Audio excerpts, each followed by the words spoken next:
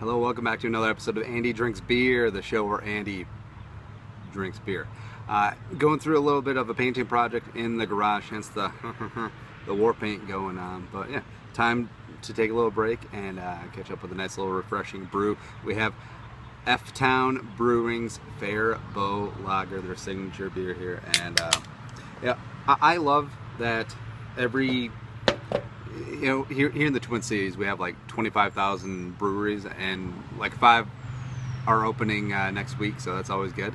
But I love when the smaller towns, we just did Cato Brewing last week, and I love when they take pride, and then they have their own brewery, and it's something that the town folk can rally around. Like my college town, Winona, just got a microbrewing place called something Island. Yeah, if only I kept up on things. Yeah, it's like it's for the show or something. All right, so this is a 4.7% ABV and a 40 on the IBU scale. Nice little golden, slightly brownish color. Definitely pick up in the hops, and with the 40 IBU, it's going to be a little bit more on the bitter side, almost into IPA territory. But yeah, let's have a first little sip, and then we'll run through our criteria.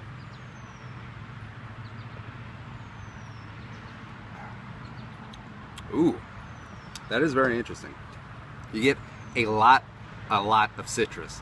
It's something I was not expecting, and this almost tastes like a sour beer, except it's a lot more smooth. It's a lot more subtle, but it's like when you're eating peanut butter and maybe that's a bad example, but when you're drinking two different kinds of liquids, like you get orange juice and coffee, and then you take a sip of what you expect to be orange juice and it turns out to be coffee, and it's really weird. Yeah, I was not expecting that little punch in the mouth, but it's kind of a nice little punch. Yeah, and this is from their website.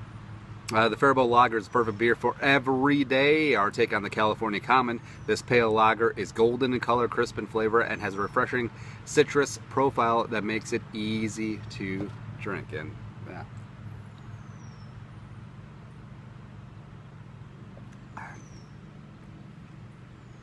It's very interesting. Like, yeah, I love the flavor. I love the citrusy sourness. I just can't put my finger on why I like it. Maybe it's because there's alcohol in it. Who really knows? But our 5 criteria, as usual. Number 1, is this crushable or sipper?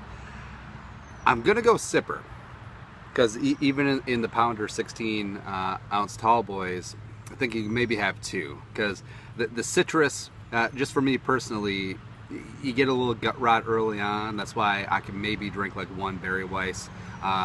Stomachs have changed. I don't have the iron stomach anymore, but I'm going to put this firmly in the sipper section. And 2 through 5, what food to pair well with this compared to a movie or TV show? What does this remind me of? And of course, our rating system: 1 to 10 Reuben Studdards, 10 being the best and 1 being Reuben Studdard. How does this beer stack up against the rest of the competition? All right, so number 2, what food would pair well with this? So right away, the citrus and the acid, I think, would cut really well against something that's fatty, greasy. Think of like diner foods, and it is everyday beer, and that's most Americans' everyday diet, right? But ooh, fatty melt. Not a patty melt. I'm talking about a full-on fatty melt, where you have like a nice, like 1/3 pound, even half pound patty, and then you do it on a sizzling hot flat top. And flat top is really underrated when it comes to grilling burgers. Everyone talks about it's summer, I know, the grill, but getting a flat top, you get a nice little caramelization on each side, underrated. Then top it off with some melted Swiss or some Munster, or both. We can go crazy in this is a hypothetical. And then caramelized onions, some sauteed mushrooms, and then 2 nice thick pieces of sourdough bread that have been buttered on both sides and then lightly toasted. Yeah. And I'm a big caraway seed guy, so like we mentioned with the Reuben on the last episode, when you butter the bread, put some caraway seeds right into it, and yeah.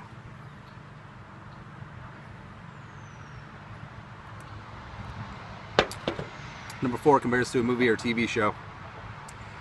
I think I'm gonna go Married with Children, and I loved that show growing up. I wasn't allowed to watch it, but I still did, and it was yeah, everyday working class family, not pretentious, but definitely with a lot of substance. And I think that describes Faribo's beer right here. And also the writing on Married with Children is great. Matthew Berry, ESPN's main fantasy guy, started off as a writer on Married with Children. It's still kind of funny. What does this remind me of?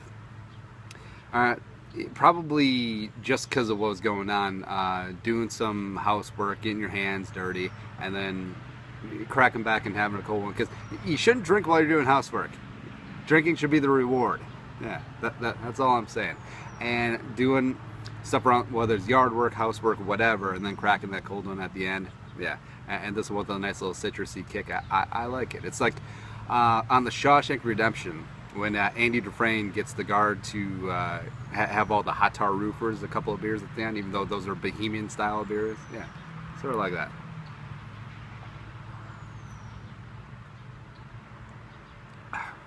And lastly, our rating system 1 out of 10 Reuben Sutters.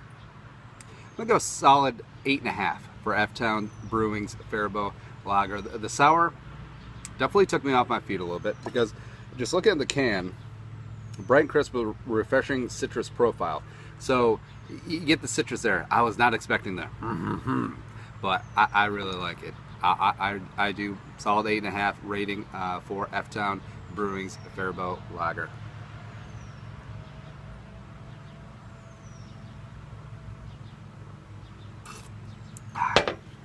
Smash that subscribe button on YouTube. Give us a like on Facebook.